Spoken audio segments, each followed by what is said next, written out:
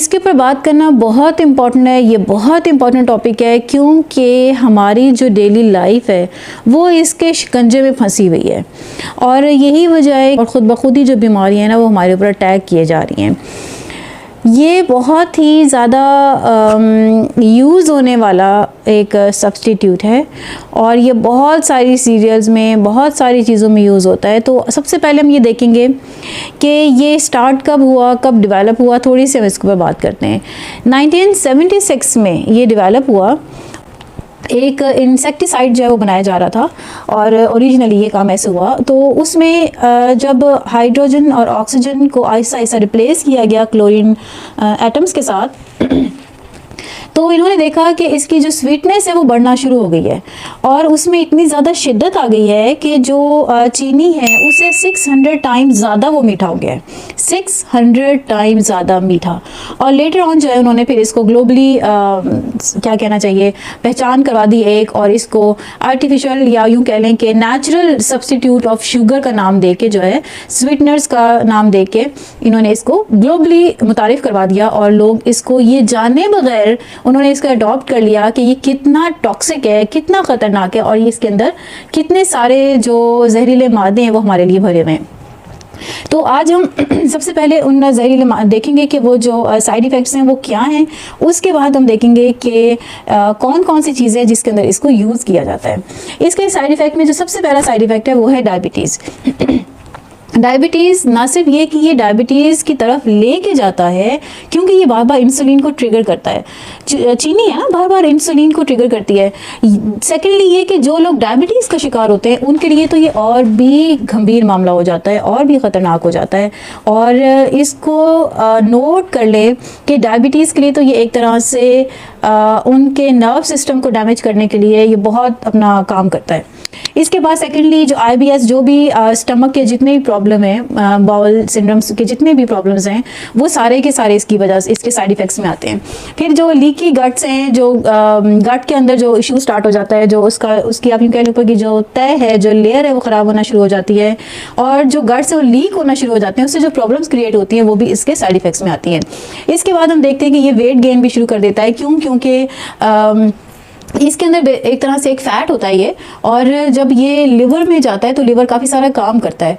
और जब ये जो चीनी है, अब यूँ कह लें जो शुगर है, जब ये ज़्यादा होती है तो लिवर जो है वो उसको सेव करना शुरू कर देता है और उसकी वजह से ही फैटी लिवर होता है। तो ये सारा जो फैट है ये कहीं ना कहीं स्टोर होना शुरू हो जाता है और ना सिर्फ ये कि फैटी लिवर का बायस बनता है बल्कि मोटापे का बायस बनता है, ख़ास तौर पे वेस्ट लाइन के इर्द गिर्द। जो वेस्ट लाइन है या जो बैली है इसके इर्द गिर्द बहुत ज़्यादा ये मोटापा आना शुरू हो जाता है। फिर नेक्स्ट ये कि जो प्रोबायोटिक्स है ये इनको 50% किल कर देता है। आपको पता है कि ये जो प्रोबायोटिक्स है ये हमारी आंतों के दोस्त हैं, ये एक फ्रेंडली इन्वायरमेंट लेकर आते हैं।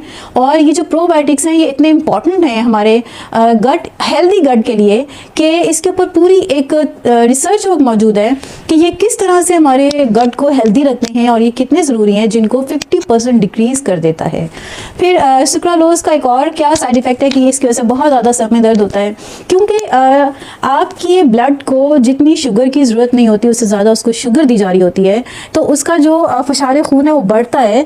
ना सिर्फ ये कि BP का इशू होना शुरू हो जाता है बल्कि सर में दर्द होता है, मिग्रेन का प्रॉब्लम स्टार्ट हो जाता है, डिप्रेशन होता है, बहुत ज़्यादा एंग्जाइटी होती है, मूड स्विंग होते हैं।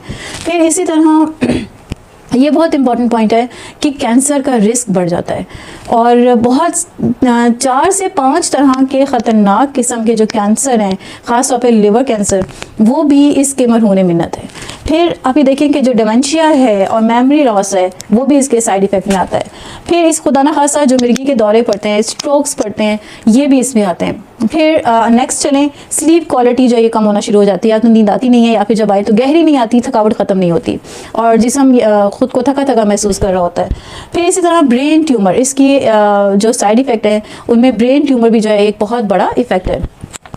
अच्छा, फिर अब हम ये देखते हैं कि ये तो इसके साइड इफ़ेक्ट्स हो गए। अब हम ये देखते हैं कि वो कौन सी चीज़ें हैं जिनके अंदर ये मौजूद होता है। तो आजकल के दौर में अब तो हर जितना ज़्यादा लोगों के अंदर शऊर आता जा रहा है और जितना ज़्यादा सोशल मीडिया अपने काम कर रहा है, आपको जब भी आप कोई चीज़ बाज़ार में लेने के लिए जाएँ तो उसके पीछे एक इंग्रेडिएंट्स की लिस्ट होती है। उसको लाजमी देखें कि वो स्वीटनर के तौर पे क्या चीज़ यूज़ कर रहे हैं, और अगर वो स्वीटनर के तौर पे सुक्रालोज यूज़ कर रहे हैं तो काइंडली आप इसको डिसकंटिन्यू कर दें, ठीक है। इसके अंदर एक बात और बतानी, क्योंकि मैंने इसके ऊपर पूरा जब सर्च वर्क किया तो मैंने यहाँ मेंशन नहीं की, लेकिन मुझे याद आ गई है कि एक और बहुत इंपॉर्टेंट बात है, वो ये है कि जब इसको हीट किया जाता है, यानी जब इसको गर्म किया जाता है, जैसे आप गर्म चाय में डालते हैं या गर्म पानी में डालते हैं, इसको पकाते हैं, तो उसकी वजह से इसके अंदर से और भी जहरीले मादे खारिज होते हैं और ये और भी ज़्यादा जो है वो इसके जो साइड इफेक्ट में और भी ज़्यादा इजाफा होता है। ये कौन सी चीज़ें हैं? शुगर फ्री सोडा, डाइट, सब शुगर फ्री चीज़ें। फिर ये जो चाय में कैंड्रल, सुक्राल, ये चीज़ें डालते हैं। फिर इसी तरह कुछ जूसेस ऐसे जिसके अंदर इसको एज अ स्वीटनर यूज़ किया जाता है।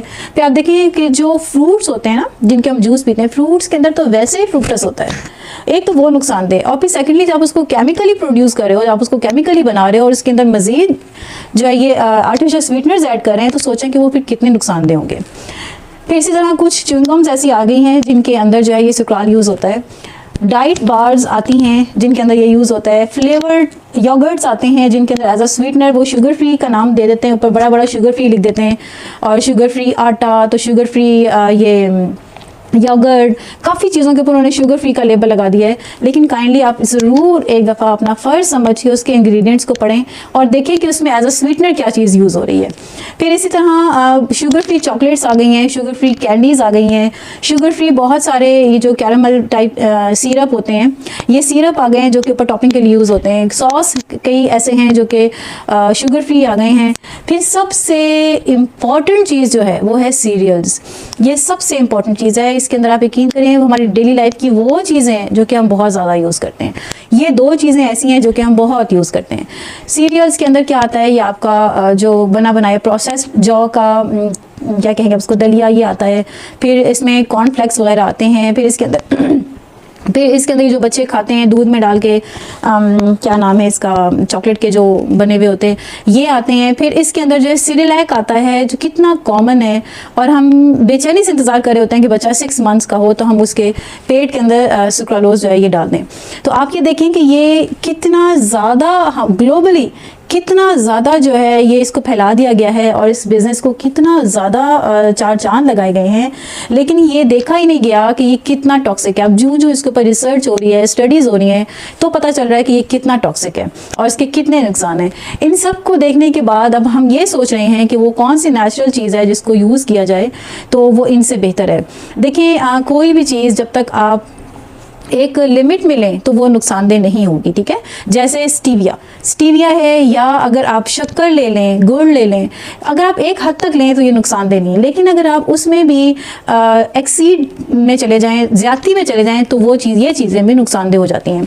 तो अगर आपने थोड़ा सा चाय में कुछ ऐड करना है, या आपने अपने स्मूदी में ऐड करना है, या जिस चीज़ में भी आप डाल रहे हैं, खीर में ऐड करना है, तो उसमें या तो आप शक्कर इस्तेमाल कर लें या फिर आप स्टीविया इस्तेमाल कर लें।